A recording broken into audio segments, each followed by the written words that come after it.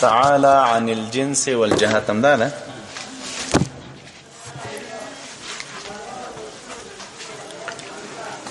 تعالى عن الجنس والجهات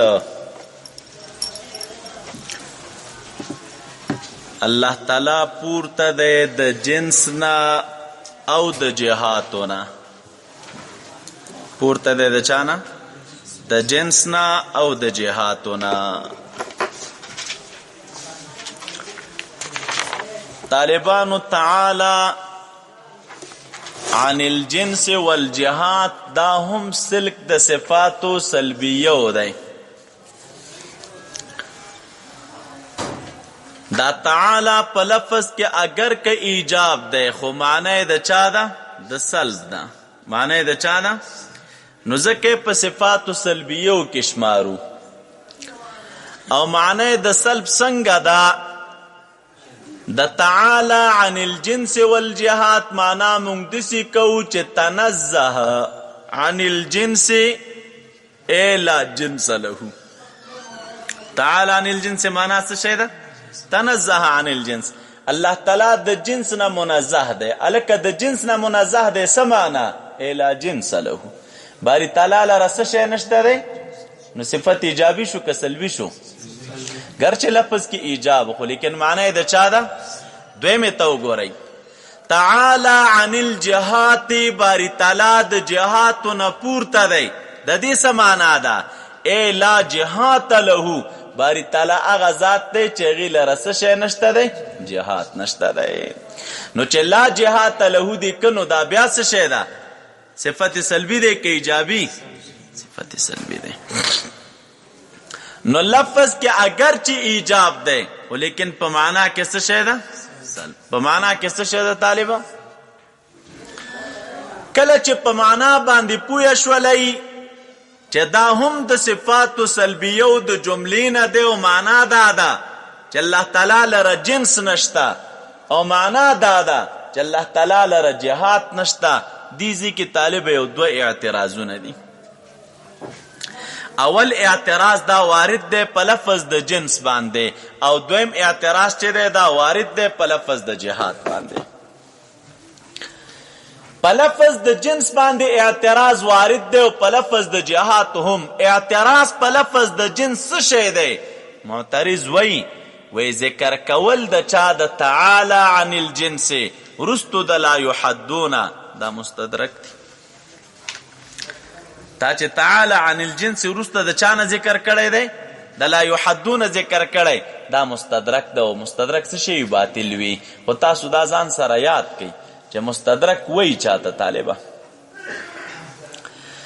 مستدرک دی ته ویلی کیږي او معنا ده او په هغې معنا باندې یو لفظ دلالت کوي او ته راولګېدلې هغه لفظ دې ذکر که وروستو بیا راولګېدلي یو لفظ دې ذکر که چې هغې لفظ هغه دویم لفظ هم په همدغې معنا باندې دلالت کوي نو په دغې لفظ معنا باندې هغه مخکني لفظ هم دلالت کو او په دغې لفظ باندې معنا باندې دا وروستونی لفظ هم څه شی کوي دلالت کوي نو دې ته څه ویلی کېږي طالبه استدراک ویلی کېږي څه ورته ویلی کېږي استدراک ویلی کېږي ولې استدراک ولې استدراک باطل ولې دی وی ځکه دا وروستونی لفظ چې کومه معنا پیدا کوي دغه معنا هوبهو هغه مخکني لفظ پیدا کړی و نو چې دغه معنا هوبهو هغه مخکني لفظ پیدا کړی و نو د دې ذکر کولو ته خو ضرورت نه و که نه دې ته استدراک ویلی کېږي او استدراک د دې په محاوراتو کې چې دی هغه څه شی دی شنیع دی ولې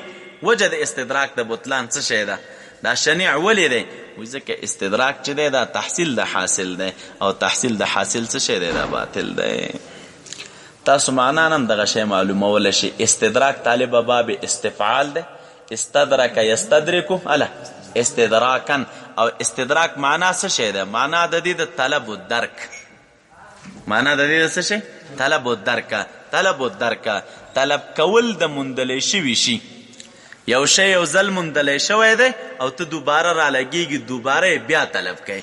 نو چې یو شی یو ځل موندلی شوی دی او دغه درک شوی شی ته رالګېږي دوباره بیا طلب کوي نو دې ته تحصیل د حاصل ویلی کېږي. او تحصیل د حاصل د دې په اصطلاحګانو کې څه شی دی دا باطل دی. ولې؟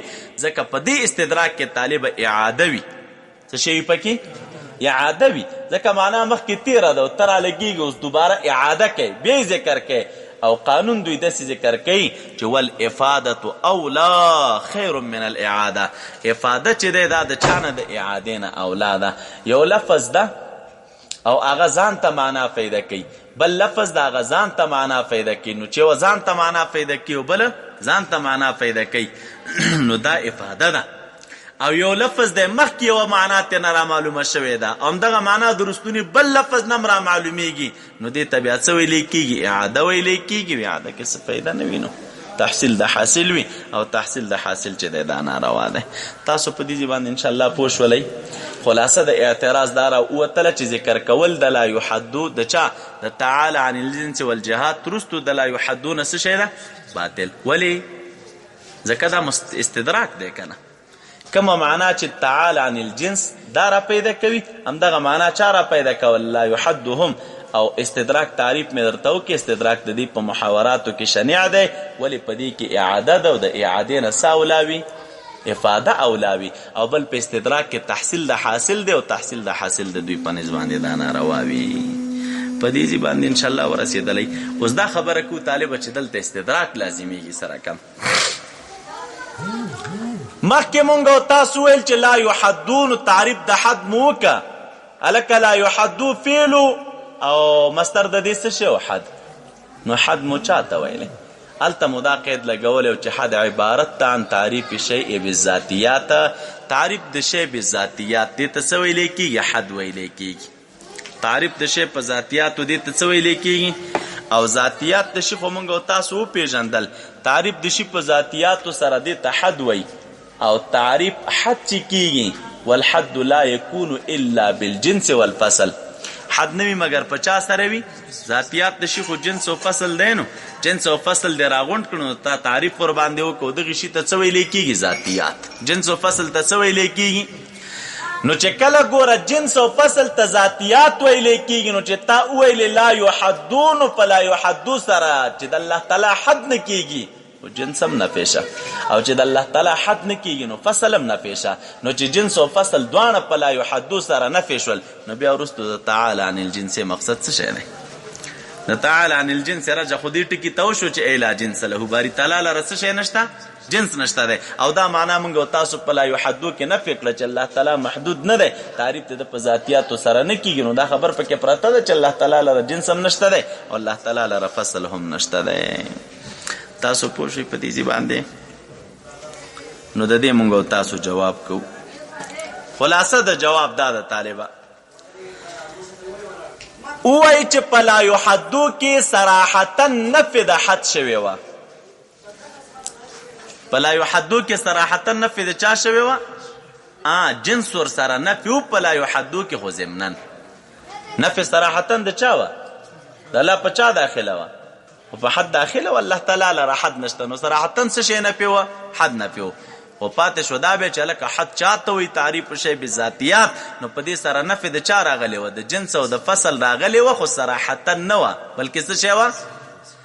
او اوس چې دی راغی او د وویلې چې تعالی عن الجنس والجهات نو دلته نفي د چا راغلله؟ د جنس راغلله صراحتا. او دقې شي ته طالب ویلی کېږي تصریح بما علمه. یو شی ضمنن مخکې معلوم شوی وي او ته ورباندې څه شی وکړې؟ تصریح وکړې. نو چې تصریح بما علمه ضمنن راغله نو دوی دا قانون لري چې تصریح بما علمه ضمنن په مقام د مدح کې اولا وي. په مقام د چا کې؟ دا خو مقام د مدح دی، د ستاینې دی، ذکر د صفاتو د باری تعالی دی. نو چې دغه مقام د ستاینې او د ذکر د چا د صفاتو د باری تعالی شه نو مخکې نفي شوې وه ضمنن وه اوس یې صراحتا وکړله. دا یو جواب شو. دې ته څوک استدراک نه وایي. څه شی ورته نه وایي طالبه؟ استدراک به تاسو ته قاضي کې راشي انشاءالله هلته به وایي. استدراک دې ته ویلی کېږي چې یو شی مخکې نفي وي او لفظ په دلالت مطابقتا کوي، وروستو یو لفظ دی هغه هم په یو معنا باندې دلالت مطابقتا کوي نو چې دواړه اړخونه سره یو وو. دا مخکنی لفظم په دې معنا دلالت مطابقي کو، رستنی لفظم په دغه معنا باندې دلالت مطابقي کوي، یا مخکنی لفظ په دلالت تضمنی کو، رستنی لفظم په دغه لفظ معنا باندې دلالت تضمنی کې. استدراک دغه شی ته ویل کېږي، دیتا استدراک وی. او تصریح بما علم ضمنن ته استدراک نه ویل کېږي، ولی کلته اړخونه جدا دي. یا دویم جواب په دې طریقه باندې کو، دا قاضي صاحب کړی دی، وی الکه تا به د اعتراض الکو چې مقصود د ماتن په تعال عن الجنس سره جنس اصطلاحي وی. څه شوی طالبه؟ لکه څنګه چې په لا یحدو کې جنس نه کم جنس مرادو، جنس اصطلاحي مرادو. الته مو ویلي و کنه.